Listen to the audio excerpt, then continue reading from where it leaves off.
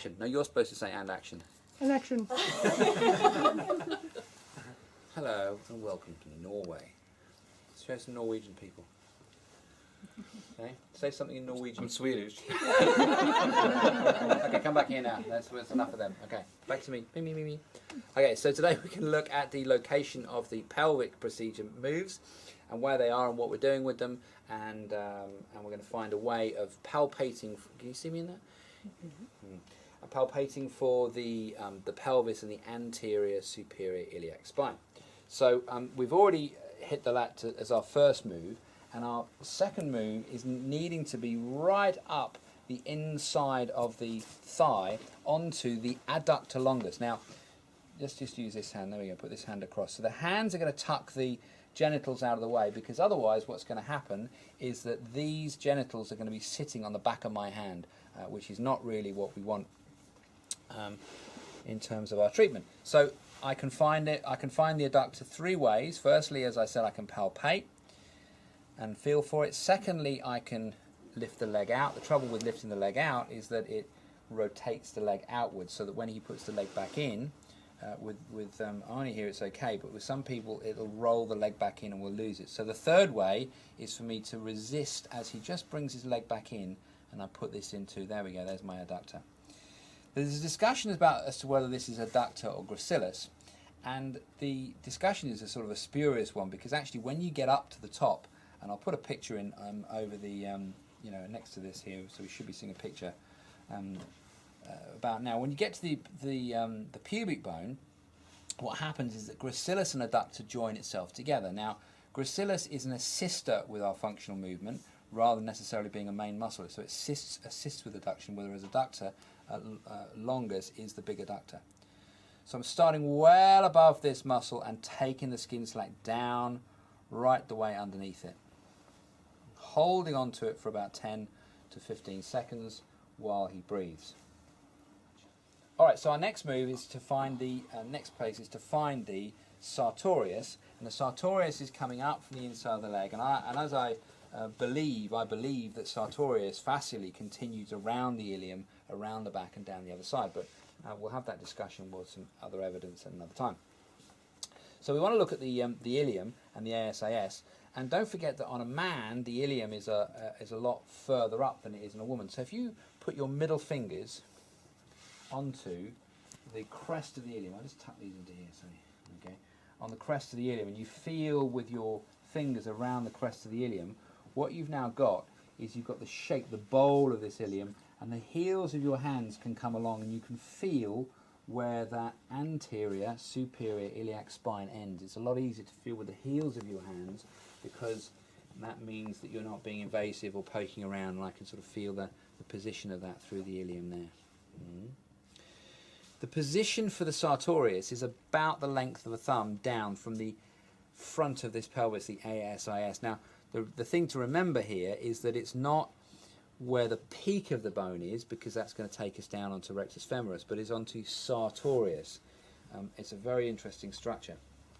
We need to be very mindful of where our fingers are. So if this is the ASIS and we drop the end of it, and I take a thumb length down, then this is where my thumbs are going to be. If my fingers are out here, then I'm going to be sitting, back off a little bit. Yeah, that's it, good. So if my fingers are sitting too much here, then my fingers are going to be sitting on top of his genitals, and that's not really where I want to be. So I'm going to keep my fingers either spread out or just tucked into. As long as you're not creating a tension with your fist, you're fine. So this is the end of the ASIS. We drop down into the middle of the leg. This is rectus femoris out here, but this is sartorius. We can see that as we palpate, the sartorius goes across the leg to the opposite side here, to the inside of the leg here. So come too far down and it's gone. It's no longer there. So we need to be fairly well up in order to be able to get into this position. Good. All right, so now we're going to work onto our inguinal ligaments. The inguinal ligament is really more, this line is really more a sort of a leftover bit of the abdominal wall. So the abdominal wall is coming down, joining up with the quads, and you've got this tensional relationship with the inguinal ligament. The inguinal ligament carries on over the pubis and round to the opposite side. So the anatomical pictures that we normally see don't really demonstrate very clearly what's going on, but there is a continuation of this fascia and tissue as it goes around the ilium. We're looking to find a point about halfway along the edge of the ilium, so the inguinal ligament. So the inguinal ligament is coming across the ASIS. It will show you in the anatomy books that it stops here. It doesn't really, and then going towards the pubic bone. So we want to find a point about halfway along the edge there. If you're not sure, you can bend the leg up. It's where that sort of folding point takes place. And what's going to happen is that our fingers are going to drop into this space. This will also, if we're careful, give us access to the psoas. Now, there's all kinds of jerky, pushy movements that some people do, and lots of nonsense that people talk about when they get to the psoas. And we don't really need to do that because it's mainly a stabilizing muscle. There's not much actual function to the psoas as much as we think it is. So this gives us access to the psoas, and we can drop our fingers into the underside of the inguinal ligament and make our move in a minute across there. And I can take that knee towards the opposite shoulder. The moment I finish my move, my hands come away. Straighten that leg out. We've got the same option that we had before when we did the towel or the belt around the back of the knee to support that leg to come down, and down it goes. Sometimes you get a clunk or a crack into the hip. Remember when we're doing this as well, let's come and have a look at these fingers. If my fingers are out here, then I'm going to be quite invasive, so I need to be very, very careful about where my fingers are.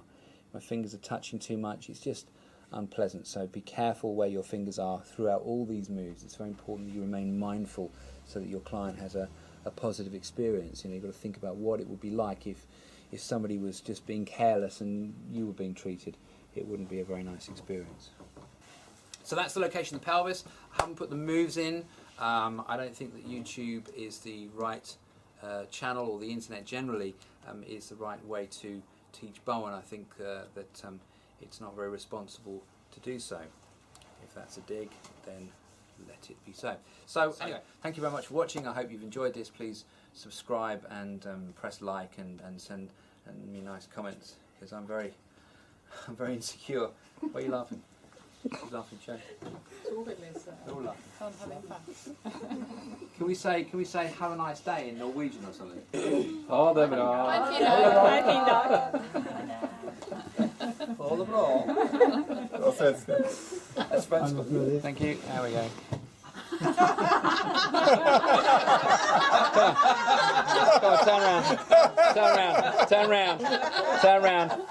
Yeah, turn around. Bend over. Come on.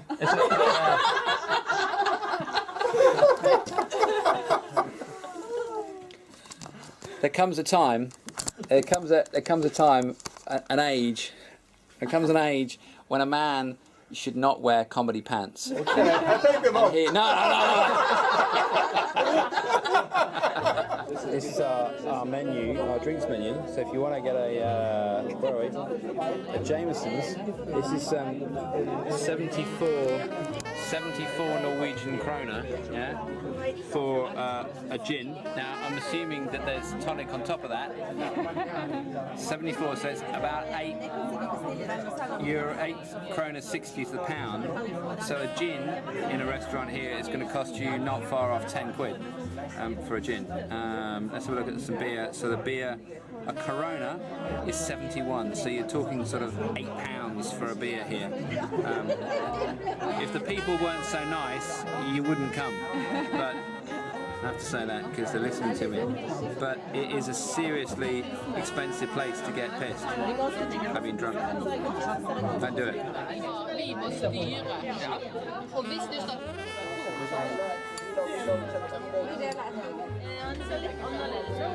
So we've had some very nice Palestinian food.